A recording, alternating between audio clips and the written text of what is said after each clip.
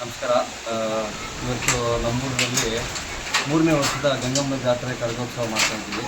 So ಈ ದೇವಸ್ಥಾನದ ಬಗ್ಗೆ ಒಂದು ಸಣ್ಣದು ಹೇಳಬೇಕಂದ್ರೆ ಇದರ ದೇವಸ್ಥಾನ ಹೆಸರು ಪಾತೂರು ಗಂಗಮ್ಮ ಅಂತ. ಏನಕ್ಕೆ ಪಾತೂರು ಗಂಗಮ್ಮ ಅಂತ ಹೇಳಿ ಹೆಸರು ಬಂದು ಅಂದರೆ, ಮುಂಚೆ ಈ ದೇವಸ್ಥಾನ ಈ ಊರು ಬಂದ್ಬಿಟ್ಟು ಇಲ್ಲೇ ಇದ್ದಿತ್ತು. ಒಂದು ಹಳೆ ಊರು ಇಲ್ಲೇ ಇದ್ದಿತ್ತು. ಅವಾಗ ಕೋಡಿ ಹರಿತಾ ಇದ್ದಾಗ ಏನೋ ಒಂದು ಕಾಯಿಲೆ, ಏನು ಕಾಯಿಲೆ ಅವಾಗ ಬರ್ತಾ ಇದ್ದಿದ್ದು ಪ್ಲೇಗ್ ಅಂತ ಒಂದು ಯಾವುದೋ ಒಂದು ಕಾಯಿಲೆ ಬಂದು ಊರಿನಲ್ಲಿರೋ ಜನಗಳೆಲ್ಲ ಬೇರೆ ಕಡೆ ಶಿಫ್ಟ್ ಬಂತು. ಅವಾಗ ಇಲ್ಲಿಂದ ಅಲ್ಲಿ ಪಕ್ಕದಲ್ಲಿ ಶಿಫ್ಟ್ ಆದಾಗ ಇಲ್ಲಿ ದೇವಸ್ಥಾನ ಹಂಗೆ ಇತ್ತು. ಆ ದೇವಸ್ಥಾನದ ಹೆಸರೇ ಗಂಗಮ್ಮ, ಹಳೆ ಊರನ್ನ ಪಾತೂರು ಗಂಗಮ್ಮ ಅಂತೇಳಿ ನಾಮಕರಣ ಆಯಿತು. ಸೊ ಅದಾದಮೇಲೆ ಸುಮಾರು ಒಂದು 20-25 ವರ್ಷದಿಂದ ನಾವು ಇಲ್ಲಿ ಏನೋ ಒಂದು ಚಟುವಟಿಕೆ ಮಾಡಬೇಕು, ಒಂದು ದೇವಸ್ಥಾನ ಕಟ್ಟಬೇಕು, ಏನೋ ಒಂದು ಜನಕ್ಕೆ ಉಪಯೋಗ ಆಗಬೇಕು ಅಂತ ಇದು ಮಾಡ್ತಾ ಇದ್ದೆ.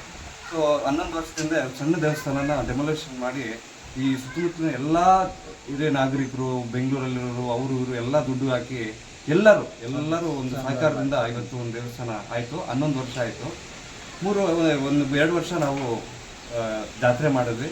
ಕೆಲವು ಕಾರಣಾಂತರಗಳಿಂದ ನಿಲ್ಲಿಸ್ಬಿಟ್ವಿ.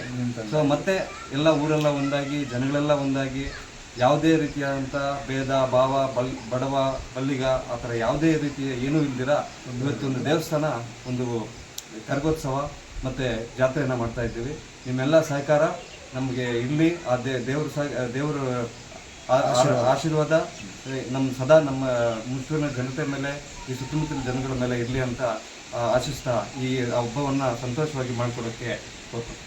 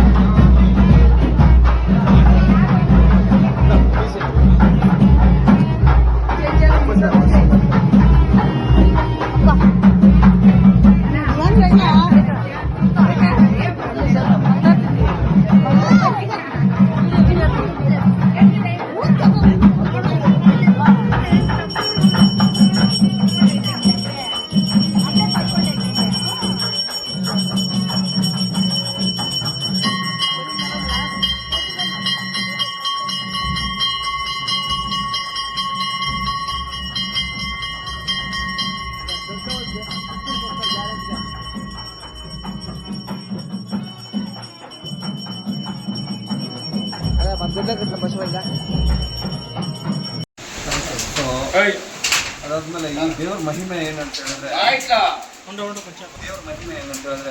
ಇಲ್ಲಿ ಬಂದು ಏನೇ ಅನ್ಕೊಂಡ್ರು ಆ ದೇವರು ಆಶೀರ್ವಾದ ಮಾಡೋಕ್ಕೆ ಒಂದು ನಂಬಿಕೆ ಇದೆ. ಎಷ್ಟೋ ಜನಕ್ಕೆ ಒಳ್ಳೇದಾಗಿದೆ. ಬೆಂಗಳೂರಲ್ಲಿ ನಾವೆಲ್ಲ ಇದ್ಕೊಂಡು ಕೂಡ ತಿಂಗಳಿಗೊಂದ್ಸಲ, 1-2 ತಿಂಗಳಿಗೊಂದ್ಸಲ ಬಂದು ಇಲ್ಲೊಂದ್ಸಲ ಪೂಜೆ ಮಾಡಿಕೊಂಡು ಹೋದ್ರೇ ನಮಗೆ ಒಂದು ಸಂತೋಷ, ಒಂದು ನೆಮ್ಮದಿ. ಸೊ ಅದೇ ರೀತಿ ಎಷ್ಟೋ ಜನಕ್ಕೆ ಒಳ್ಳೇದಾಗಿದೆ, ತುಂಬ ಜನಕ್ಕೆ ಒಳ್ಳೇದಾಗಿದೆ. ಬೇಕಾದ್ರೆ ನಾನು ಟೆಸ್ಟ್ ಮಾಡ್ತೀನಿ, ನೀವು ಕೂಡ ಏನಾದರೂ ತೋರ್ಕೊಳ್ಳಿ. ನಿಮ್ಗೆ ಆಗಿಲ್ಲ ಅಂತ ಹೇಳಿದ್ರೆ ದೇವ್ರ ಮೇಲೆ ನೀವು ಬಾರಬೇಡಿ.